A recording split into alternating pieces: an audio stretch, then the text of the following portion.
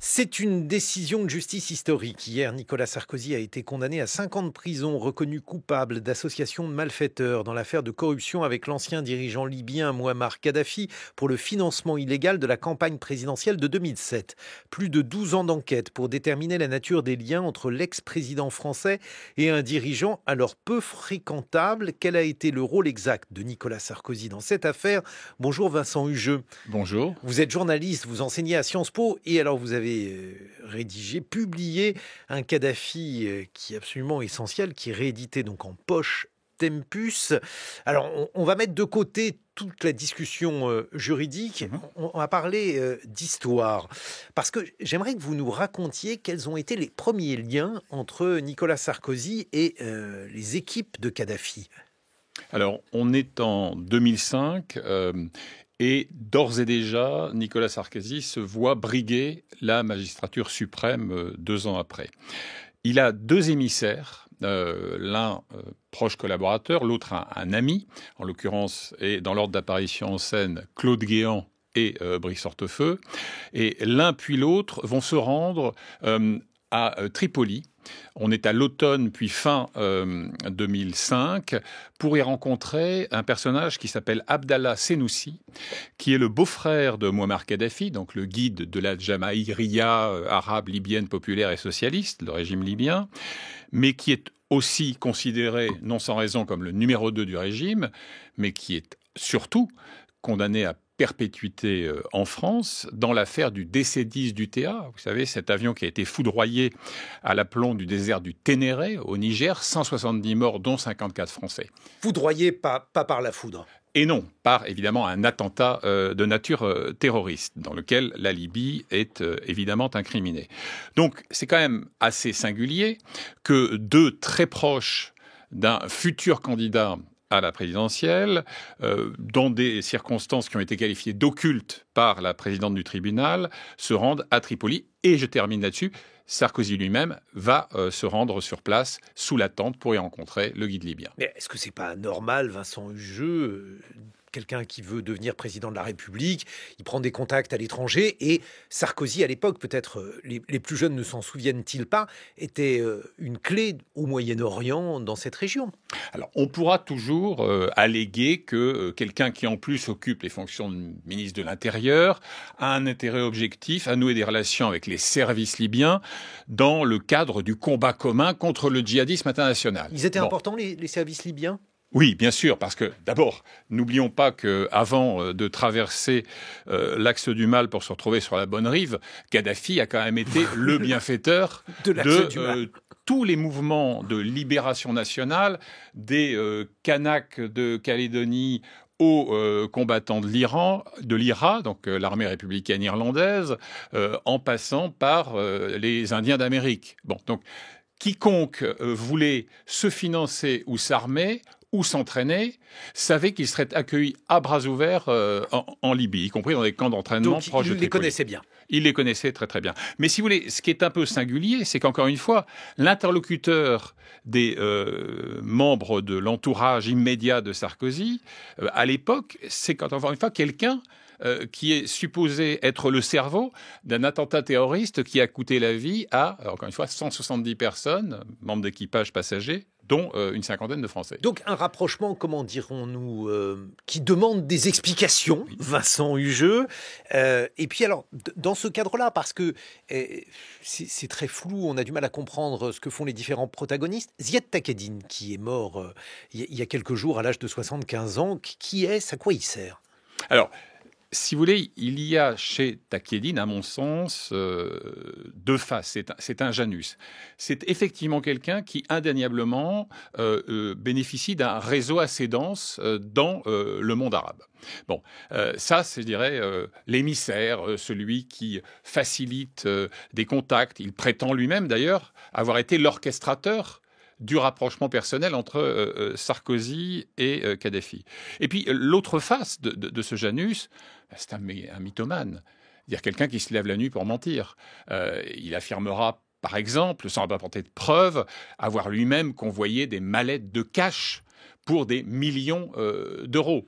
Donc, si vous voulez, c'est la raison pour laquelle... Vincent, je ne sais pas. Peut-être que je rêve, mais non, vous ne pensez pas? Non, mais si vous voulez, ce qui est vrai, c'est que Takieddine, d'une certaine manière, a brouillé les pistes, notamment parce que il va successivement jurer ses grands dieux qu'il a été donc le convoyeur de ces fonds, puis que tout cela est faux. Puis à nouveau, il revient en arrière. Donc, au bout du compte, c'est vrai qu'il se discrédite.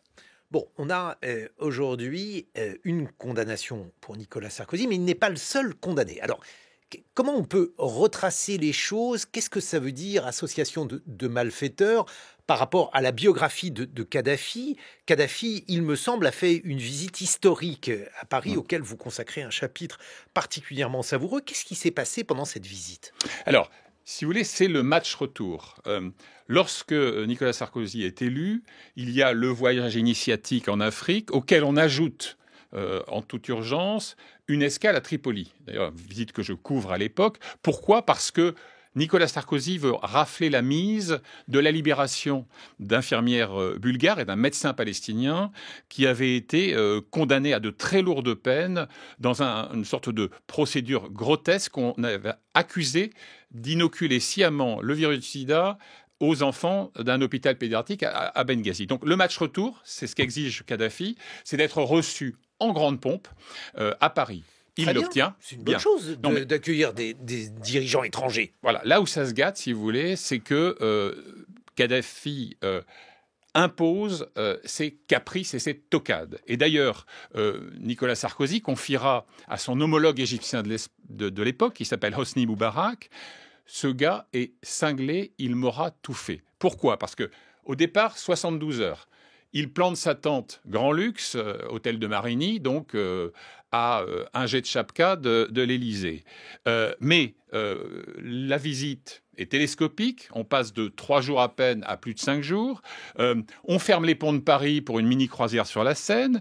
Visite privatisée du Louvre, de Versailles, et on organise, alors cerise sur le gâteau, on organise en forêt de Rambouillet une chasse aux faisans pour son excellence, et dont un ambassadeur de France à Tripoli me disait c'était plus un bal-trap qu'une véritable battue, parce que c'est des faisans d'élevage qu'on a lâchés, et qu'au passage, d'ailleurs, Kadhafi n'était pas si fine gâchette que cela, parce qu'il a fallu beaucoup de temps pour qu'il en abatte 3 ou 4. Donc il y a quelque chose d'absolument grotesque dans cette séquence. Bon, donc il y a ce côté-là, Kadhafi est reçu en grande pompe. Qu'est-ce qui se passe entre ces grandes pompes et le moment où il pourrait y avoir des versements d'argent? Semble-t-il, si j'en crois la décision du tribunal pour Claude Guéant, par exemple, il y a eu des versements d'argent, j'ai bien compris? Alors, il n'y a pas l'ombre d'un doute sur le fait qu'il y a des flux financiers qui partent de Tripoli et qui parviennent à des proches de Nicolas Sarkozy. Si vous voulez, pourquoi plusieurs des incriminations tombent et pourquoi le tribunal ne retient que, si j'ose dire, l'association de malfaiteurs? Parce que précisément, on a pu établir que ces flux ont existé, que Guéant et Hortefeux ont joué un rôle crucial dans ces transferts de fonds, mais pas démontrer d'une manière irréfutable, et là c'est ce que dit la présidente Nathalie Gavarino, que cet argent est allé en fait abonder les comptes de campagne de Sarkozy et garni ses caisses. Alors en revanche, l'argument des proches de Sarkozy disant il n'avait pas besoin de cet argent, pas si simple, parce que les premiers contacts sont pris à un moment où Sarko n'a pas la certitude de l'investiture, et donc peut avoir besoin d'argent. Et alors, ce qu'on lui reprocherait, Vincent Hugeux, c'est d'avoir organisé les conditions de possibilité de la corruption, c'est ça? Alors, encore une fois, je n'ai pas l'expertise. Je ne parle pas sur le plan juridique. Non, mais il n'en demeure pas moins qu'il y a un point qui est absolument essentiel là-dedans, c'est que l'intentionnalité suffit pour établir un pacte de corruption. Voilà. Et là où, si vous voulez, il est difficile de suivre la défense de l'ex-président français, c'est quand il dit, grosso modo, je ne savais rien.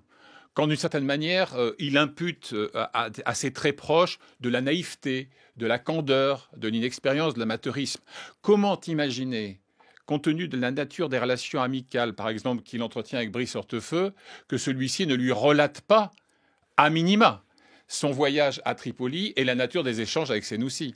Bon, mais là aussi, comment expliquer le fait qu'il y ait eu cette lune de miel avec peut-être, je ne sais pas, quelque chose de plus que du miel, et que cela s'achève avec une guerre menée contre Kadhafi, qui va d'ailleurs entraîner la mort du dictateur? Alors, pour justifier cette visite ô combien embarrassante, Nicolas Sarkozy fait miroiter des contrats mirobolants. Au total, 10 milliards d'euros. On parle de Rafale, d'hélicoptères Tigre, d'Airbus, de réacteurs nucléaires pour des usines de dessalement, etc.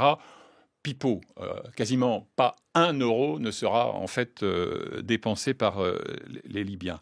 Et si vous voulez, la suspicion légitime, pour répondre très clairement à votre question, c'est que d'une certaine manière, Nicolas Sarkozy avait besoin de faire oublier ces égarements cadafolâtres de 2007. Et aussi faire oublier les errements de la France par rapport aux printemps arabes, et notamment la Tunisie, hein, où on avait été absolument calamiteux dans l'appréciation de ce mouvement. Et donc, d'une certaine manière, devenir le leader de la lutte contre Kadhafi, c'est une manière aussi d'effacer des traces relativement problématiques. Je renvoie à votre excellente biographie de Kadhafi. Elle est en poche Tempus. Merci Vincent Hugeux.